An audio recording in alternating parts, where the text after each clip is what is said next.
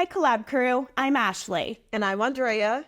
And we're here empowering estheticians one conversation at a time.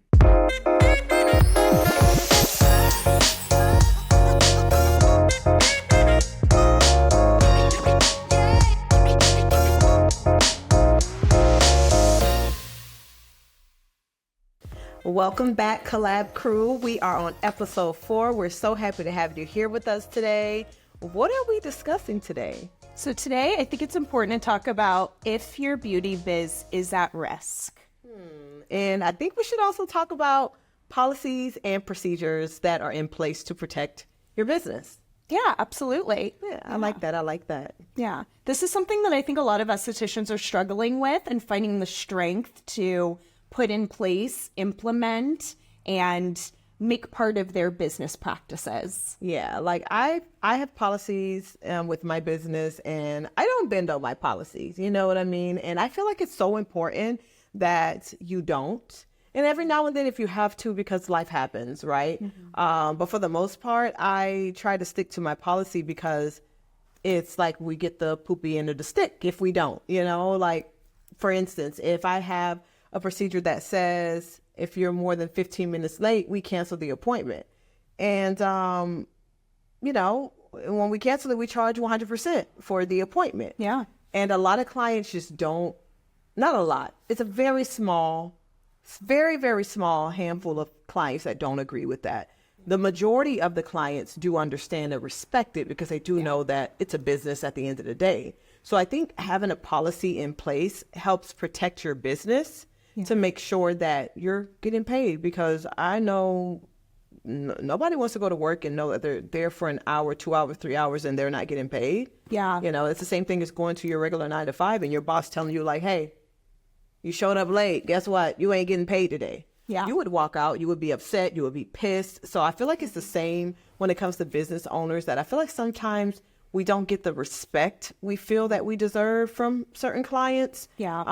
When it comes to our policies. Yeah. And I think the sooner that you implement policies and procedures into your practice, the better flow you're going to have. Right. And it does kind of set that respect with your clients, family, friends, whoever's coming to see you. You know, it's just like how important it is to have a website, have those confirmation texts that are being sent out, you know, having these things that are already pre-implemented into the flow of your business.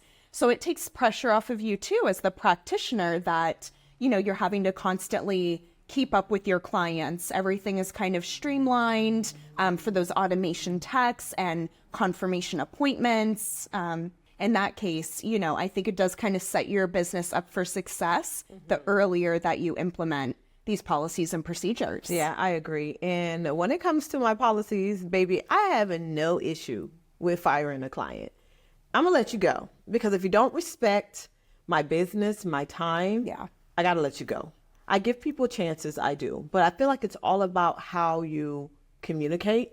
Yeah. And, you know, I feel like I'm an adult. You're an adult. Let's be respectful on how we communicate. If you think you're going to come at me, my assistant, disrespect her, come at her, like it's automatic, like, yeah, our policy is the policy. But if I've had so many clients who are like, hey, this happened on the way. And I'm like, all right, girl, I got you. Don't worry. I got a client at this time, but I can squeeze you in after. Yeah. Or if you make it here by this time, I can still help you.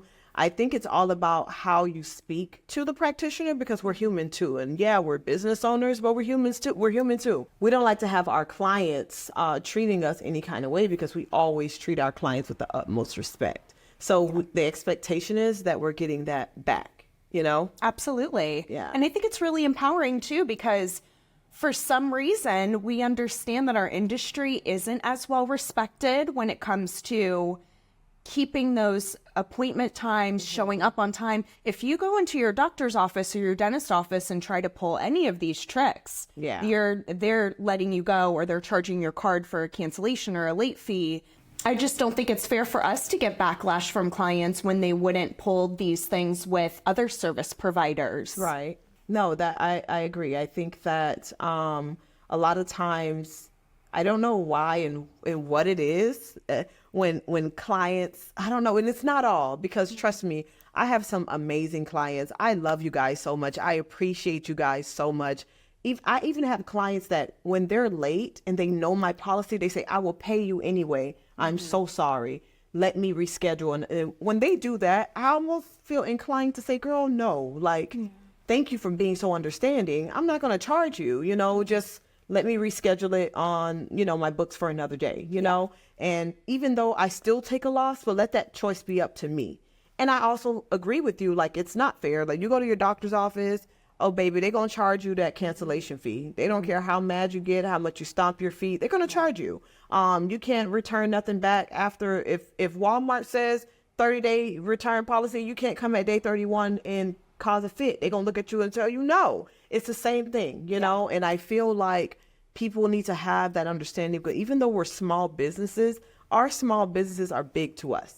Yeah. We're dedicated to it. We wake up every single day. We try to make a great client experience, and we try to make a good experience for you, the client. So the least we can get back is a little bit of, respect for our policies that we put in place to protect us. Yeah. And like you said earlier, too, I think there's certain situations where it's kind of negotiable, depending on somebody's kid ends up sick and they have to stay home with their child. Obviously that's something, especially as parents, to understand. If somebody gets in a car accident, on the way to the studio or is having car troubles, if they've never pulled this before, they've never been late to an appointment, they've always respected your time, and something comes up out of the blue. Right. I think it is okay in those situations to give your clients a little bit of grace. I agree. But when you feel like you're being taken advantage of, like a no call, no show, that we're not standing for around here. Nah. I ain't standing for a no call, no show. You better believe if you no call, no show me, your card is being charged 100%. It's being charged. And if I cannot get the money, you cannot book with me. Yeah. And I'm 100% okay with that, because I wouldn't want that person to be a client of mine anyway. Yeah. Because how would you feel if you went to work and your boss told you that you're not getting paid for the day, for that hour that you're there? You'd be looking at your boss like, hello? Like, are you serious? Like, you'll get so mad, you probably will quit. So for me, I feel like it's the same for us. Like, if you don't show up, we don't get paid. So I just feel like it's really good to kind of just have that open communication and tell us what the issue is, because life happens, like Ashley said. So yeah. And having those different ways of communication, like through the text confirmation, through your website, having all your policies stated, so there's no room for that miscommunication. When they're booking online, they had to put their card on file, so they already know that their card's on file to secure something. Right. And so I think having those clear guidelines too for your clients just makes it so that we don't have to feel bad when we're charging their card because they no called, no showed us, because, hey, you went on my website and booked this. And listen, we all know that terms and conditions exist for everything. We're always clicking. We don't even sometimes know what we're clicking terms and conditions for. Exactly. But if you clicked it, you have to follow those policies and procedures. Exactly. So, So have you ever had a client make you feel like, at any point with either a no call, no show or being late and kind of feeling entitled? Yeah, absolutely. I think for me, one of the worst ones was just somebody being consistently late and just not respecting my time. Yeah. We already are, especially as us as practitioners, we're usually only scheduling 15 minutes turnover time between each client when you're booked back to back. So 15-minute leeway, we know, is not a lot of time, you know, to check your client out, go over the post-care instructions. So we're already very limited on that extra time. And then you do yours at 15 minutes? I do my turnover today. Yeah. It's like 15 minutes? Honestly, not in my personal practice, but I say, is that why I'm always like, give me 1 second? And I'm like, because I think my turnaround time is like 10 minutes. Okay. It depends on the client and service, because sometimes, girl, I'll start talking or they'll start talking and I'm like, oh shoot, we talked through my whole turnover time and now my next client is walking through the door. Yeah. I mean, I think it's, it's nice when we have our own practices and we can create our own schedules. So if we do have a chatty Kathy that's coming in, or somebody that we want to catch up with, then absolutely, we are, setting aside a little bit of extra time for those particular clients, you know. But when you are working for a facility that, like, you know, any of these chain spa centers, you know, they are booking you back to back. There is no time to play around. Right. So you got to get in, get your client in and out, you know, and it does kind of feel like a rushed experience. But, you know, even for places like that, they have policies and procedures in place. You can't just ghost your esthetician or your massage therapist and think that that's okay and that you're going to be welcomed with open arms whenever you go in for your next appointment. Oh, yeah, because they will charge you. They will charge you 100%. Or if you're late by a certain extent, now you have to be rescheduling your appointment, you know? So again, like, we have a little grace period, and I did have a client that just was consistently over 15 minutes late every single time. You know, I'm texting her like, hey, are you on the way? You know, and I've done my due diligence on the back end, checking they've confirmed their appointment. So to me, they're telling me I'm going to be there. And then it's always an excuse. Oh, it's traffic, or, oh, you know. Well, okay, you've been to my studio plenty enough times. You know how long it takes to get here. We also live in a very big city, so, you know, we always have to account for traffic and, you know, worst case scenario. The first time or two, like, I'll let it slide. But when it starts to become a consistent pattern Every time? then look. No. We really got to talk about this. Absolutely. I have a client like that too, and I think she learned after the last 2 times that I charged her card full price. The last 2 times, she still comes to me because, you know, we have mutual respect for each other. However, she does drive a distance, and the first time she was like, oh, you know, I'm driving from here, there's traffic. I'm like, okay, cool. Second time, she's like, oh, there's traffic. I'm like, I looked at my schedule. I had a little wiggle room. I'm like, okay, cool. The third time, she was like, I don't know where it's at. You know, came here 2 times already. What you mean you don't know where it's at? And literally, she was like 30 minutes late. Wow. Yeah, and at that point, I told her, like, hey, I have to cancel you after 15 minutes, you know? Like, I can't let you be late this time, unfortunately, because I'm back to back today. And she was like, I understand. Charged her full price. And she told me to go ahead and do it. The 4th time she came, she was running late again, and she said she can't find it. I was like, you got to come up with something else. And that's yeah, we need new excuses. This is embarrassing. Like, girl, put it in your GPS. Like, what do you mean you can't find it? You know? And after that time, I told her, I was like, listen, in that last time, she did try to ask me if I would, you know, reschedule it. And I told her, no, unfortunately, I can't. That's my policy because I take a loss, you know? Yeah. So I've had the same thing with clients just not respecting it. And then I feel like a part of that comes a little bit with entitlement. Although we, of course, appreciate our clients. We appreciate their dedication. They're, you know, coming to us consistently. We love that. We love being able to provide services for them. But it doesn't mean that you're entitled to messing my schedule up and not respecting my time because you're not my only client. Right. And I feel like no matter how you try to explain that to a client that may be a little upset about your policy, they won't understand it. Sometimes they feel like they're your only client, so you have no choice but to bend to their will. And it's like, I'm not doing that. Yeah. I'm not doing that. Yeah, absolutely. And it shouldn't be that way because the more you let somebody take advantage of you, the more they're going to think it's okay to do that, you know? So again, putting those policies into place when you first start your business really helps to set your trajectory for success when it comes to that and that respect from your clients. Absolutely. And I've even seen people, they don't give chances to clients. They first offense, this is my policy. And I feel like even if you do it that way, you're protecting yourself because now they know, like, oh shoot, she does not play. Yeah, I'm not going to be 5 minutes late to my appointment, you know, because you're going to get that fee. And I think it's important to have that in place to protect yourself because there's too many times that practitioners go without or they miss out on money. And, you know, that is very valuable, our time as well. Yeah.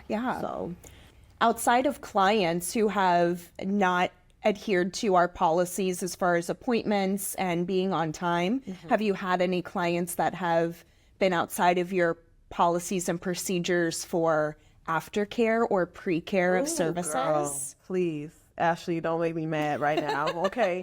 I don't know why. Okay. So we're estheticians for a reason, right? Yeah. Both of us are passionate about what we do. There are so many people out there that follow skin influencers and just because one person does it, They feel like it's good for them. And they have no idea the ingredients that are in the product, okay? Or there's times that you will tell your client, don't do this, and they'll still do that. For example, I have a little horror story for you guys. Now, don't get freaked out with chemical peels because I love chemical peels. They can be done very safely. Yeah. They can be very effective, and they really do the skin well. However, if your practitioner tells you not to peel your skin when your skin starts peeling, don't peel your skin. Like, I had a client who started peeling day 3, as you know, clients typically peel. Yeah. And we know that chemical peels can itch sometimes or gets, a little tight. And we tell them, go ahead and put moisturizer on it if you feel like it's getting tight or whatever. This client decided to peel her skin. Literally peeled her skin. Oh, no. And it was not On ready. day 3? On day 3. She started to peel her skin. Now she's left with a permanent mark. And I was like, did you peel your skin? She sends me a picture and says her face was itchy. And I'm like, okay. And I'm noticing like a whole chunk of skin. I was like, did you peel your skin? Because it wouldn't have peeled in a straight line like that. Yeah. And she was like, yeah, I peeled it because it was itchy. And that day I was mortified. That day I was like, you dusty beep, beep, beep. Yeah. I'm telling you, like, it was one of those things where I was like, are you trying to like tarnish my name? Like, are you? Yeah. Come on, bro. Like, Yeah. I mean, at least she admitted it. Yes, she did At admit least it. she was like, no, I did this, instead of, I don't know what happened. But Like, a lot of clients play that card. the crazy part about it is I still got it in my text black and white because you will never, ever be able to say that I did that to your skin, right? This girl had the nerve to go to a dermatologist the next day or 2. The dermatologist tells her that her skin was burnt in the area that was peeled.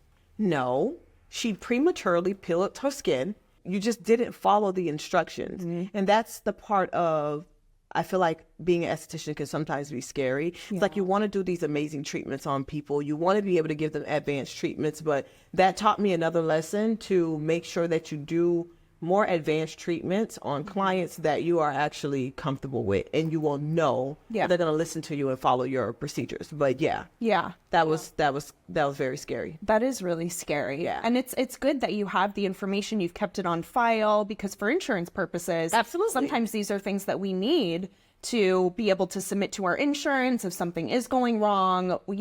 We're not taking any fault because we know we're not admitting fault for this, something that the client has done, Right. with not following our instructions. Yeah, girl. Yeah. Yeah. That's terrible. It is terrible. And I don't know what it is with my clients, but I had another one where I gave her this peel, and it was a physician grade peel. This girl went home that night and exfoliated her skin. Oh, no. You know what? I almost text that girl when she texted me the next day saying, oh, my skin is very like irritating and red. I was like, well, tell me what you did when you got home last night. And even though they get the aftercare instructions, at that time I was printing them out. So I handed it to her. I went over it thoroughly, told her exactly what to do, what not to do. And she still went home and did what she wanted to do. And I was just looking at that picture like, girl, I almost used some choice words with her. Yeah, I did. But I was like, let me keep it together and keep it professional. At the end of the day, you did the opposite of what I told you. I gave you like handwritten instructions of what not to do. Yeah. And you did it anyway. Yeah. And that really made me realize people do not read. They don't read. Yeah, no, or you're talking to them and it's kind of like in one ear, out the other. I can't tell you how many clients I've had come into my treatment room that I'm going over all the post-care with them, typically while they're under LED or right before they're getting ready to leave the treatment room. And I'm like, eye contact, like, be right here with me.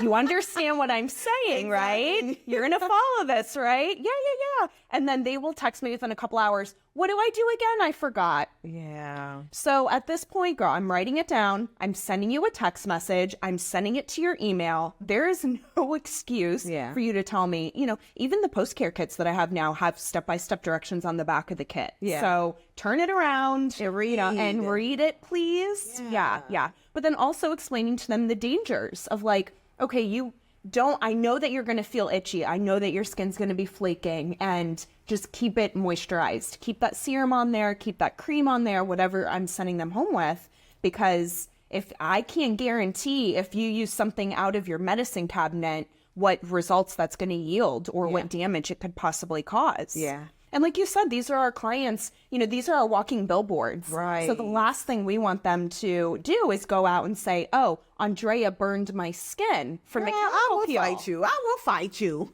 Exactly. Absolutely. We're not playing these games. We're not playing these games. Like, No. we take what we do very serious. Yeah. And that's exactly why we don't really tap into things that's, beyond our scope. We Right. stay and do things that, like, you've said before, that's backed by science, that's been around for years, that we know will give you safe, effective results, and I don't play about my name. Yeah, exactly. Yeah. Yeah. So I thought it'd be fun if we played a little trivia game today. Okay. How well do we know our aesthetics industry? I'm with it. I'm pretty confident. Yeah. I'm going to ask Andrea 3 questions, and you just answer to the best of your ability. All right, got it. And then I'm going to turn around and do the same to you. Oh, okay. All right. So the first question, how often are estheticians required to renew their license? So that is every other year. However, in the state of Florida, you don't have to do continuing education anymore for your aesthetics license. Yes, that's correct. They just revised it. So it's after 10 years. Yeah. So at your 10-year mark, you no longer have to do the CE renewal online. Online, right. Yeah, right. yeah. So, yeah. Yeah. And keep in mind, too, every state is a little bit different on how their policies and procedures go. So it could be different in your state. We're talking specifically about Florida. Yeah. Okay, so question number 2. Give it to me. Which agency oversees the licensing of estheticians in the United States? The DBPR? That's correct for Florida, Florida Department of Business Regulation. Yeah. Yeah. In the United States?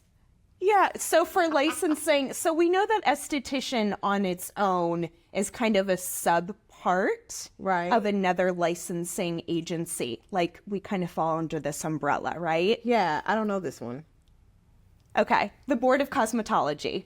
Oh, You do know this. Cosmetology. Yeah. Oh, okay, yeah. Yeah. I didn't know that. Okay, I think I was listening to the question wrong. That's okay. Yeah. But yeah, Board of Cosmetology. Okay, yeah. So they basically govern, it's like an umbrella of hair, skin, and nails. Nails, yeah. Yeah. No, for sure. Yeah. I'm like, what? I don't know that one. It seemed like a trick question. It did. Yeah. Okay, so for the final question, and again, this would be related to Florida aesthetics.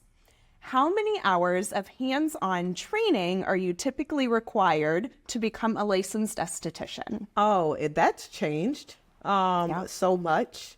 When I was in school, it was like a total of 300 and something hours because I did like makeup and skin. Now I want to say it's like 210.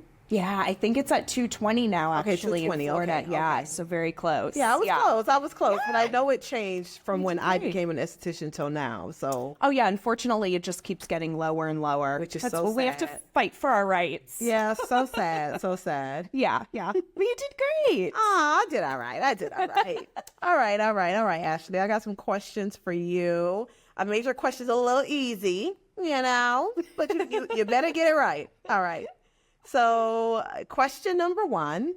When performing a facial, what is the standard time recommended for steaming a client's face? Ooh, steaming. I would say, if I'm going to give a range, I would say between 10 to 20 minutes, depending on the enzyme. Okay. It says 5 to 10 minutes, but I agree with you on that because I think that's case by case. It depends on what you're using on the skin, what enzyme you're using, and what you're trying to accomplish with the treatment.